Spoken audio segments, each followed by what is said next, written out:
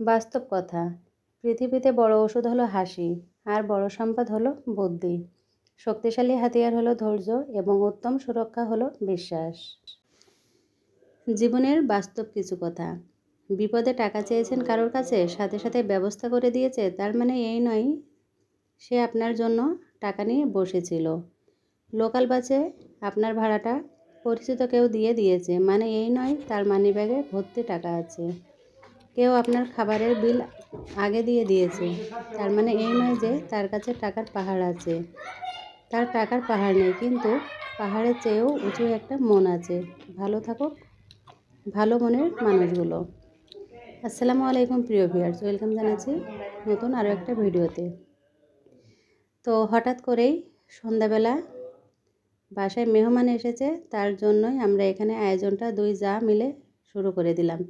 এখানে ফিন্নি রান্না হচ্ছে, তো এখানে দুধ দিয়ে জাল করে নেওয়া হচ্ছে, আর এদিকে কিন্তু নুডলসটা রান্না করা হয়ে গেছে। তো হঠাৎ করে যেহেতু মেহমান এসেছে, বাসায় যেটা ছিল সেটা দিয়ে আজকে কাজটা চালিয়ে নেব। আর বাজার থেকে, যেহেতু আমার বাসা থেকে বাজারটা বেশি দূরে নয়, বাজার থেকে ফল মিষ্টিগুলো কিনে নিয়ে এসেছে। আর এদিকে জান্নাত তার ভাই বোনেদের সঙ্গে খেলায় ব্যস্ত আছে। তো সব সময় তো বাসার ভিতরে মেয়েটা, আমি আর আমার যা ভাসুর আমরা থাকি, এবং বাচ্চারা যখন একই সঙ্গে অনেকজন হয় তখন কিন্তু তারা বেশ অনেক মজা করে। তেমনইভাবে এখানে ভাই বোনেদের সঙ্গে কিন্তু অনেক মজা করছে, খালাতো ভাই বোনের সঙ্গে। আর এখানে আছে একটা বোনের মেয়ে। তো বেশ আনন্দে কাটলো আমার মেয়ের আজ সন্ধ্যাবেলা।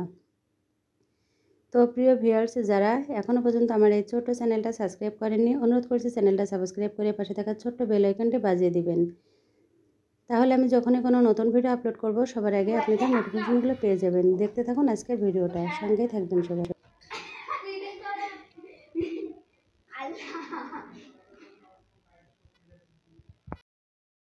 তো এখন আমাদের নাস্তাটা রেডি করা হয়ে গেছে।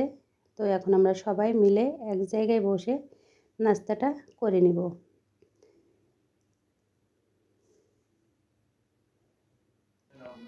তো নাস্তা করা হয়ে গেছে, এখন ছেলেমেয়েরা এখানে উনো খেলতে বসে গেছে। তো এরই মাঝে আমি কিন্তু ভিডিওটা করতে একটুও ভুল করলাম না। কাজের পাশাপাশি কিন্তু মোবাইলটা পাশাপাশি রেখে দিয়েছি, কারণ ভিডিওটা তো একটা করতেই হবে, এটা ক্যামেরা বন্দি করে রাখতে হবে স্মৃতি হিসেবে।